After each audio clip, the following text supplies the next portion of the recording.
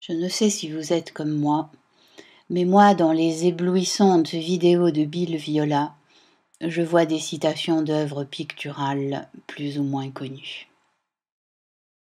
Dans la chambre de Catherine, je reconnais les prédelles d'Andrea Di Bartolo comme celles de Paolo Uccello. Même conception de l'espace et même perspective. Et dans le second panneau de ce polyptyque, j'identifie des emprunts à Zurbarán. Le panier à ouvrage ne provient-il pas de l'extase de Marie Enfant et le bouquet de lys de l'Annonciation de Grenoble?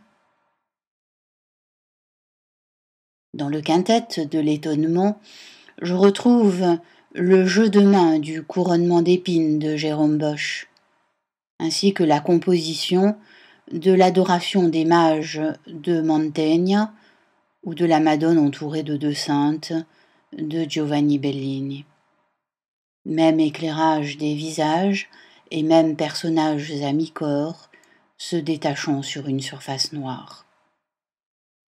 The Greeting me paraît sans conteste inspiré par la Visitation de Pontormo. De même, Emergence par la Pietà de Masolino. Quant au sommeil de la raison, il me semble prolonger les expériences de Goya sur le langage visuel de l'inconscient. Enfin, le cycle Going Forth by Day me renvoie aux fresques peintes par Giotto à la basilique Saint-François d'Assise. Même mode de narration simultanée sur plusieurs murs et même décor, mêlant espace intérieur et espace extérieur dans la 4e séquence intitulée The Voyage. Si les vidéos de Bill Viola se présentent comme de somptueuses peintures en mouvement, cela n'est pas fortuit. Une vue d'ensemble de son bureau révèle des sources d'inspiration culturelle. D'une part, de nombreux livres d'art,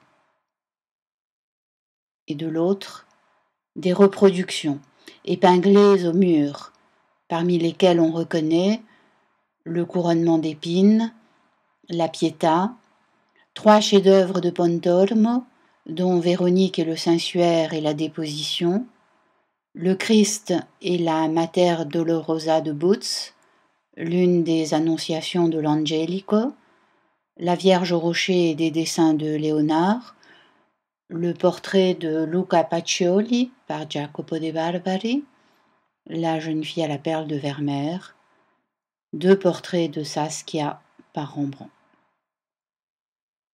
À l'évidence, le vidéaste s'inscrit dans une prestigieuse lignée.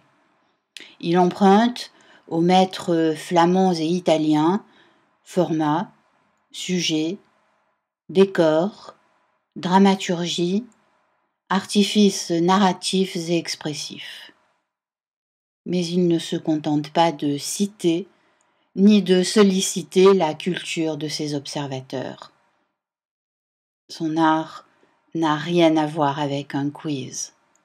Il entretient des traces et en laisse de nouvelles pour triompher de la mort et non pour écrire une histoire de l'art. En effet, Bill Viola est un hyper-conscient qui envisage la création artistique du point de vue de notre finitude. Et, à l'instar des Grecs anciens, il considère que la mort, c'est l'oubli, et le devoir des vivants, la sacralisation de la mémoire. Cette conception païenne s'explique sans doute parce qu'il a lui-même bu l'eau du Léthé à l'âge de 6 ans, en faisant l'expérience de la noyade. Ce fut un traumatisme heureux, dit-il, sans peur, comme la vision d'un paradis. Ce dernier unit à jamais dans son esprit l'eau à la mort, couple fondateur de sa mythologie personnelle, et lui permit surtout de donner un sens à son travail. Non content de sauver de l'oubli l'œuvre des maîtres influents, il s'est mis à créer un nouveau genre visuel au très fort pouvoir hypnotique, les tableaux animés. Bill Viola semble donc avoir parfaitement retenu la leçon de René Char, le poète laisse des traces.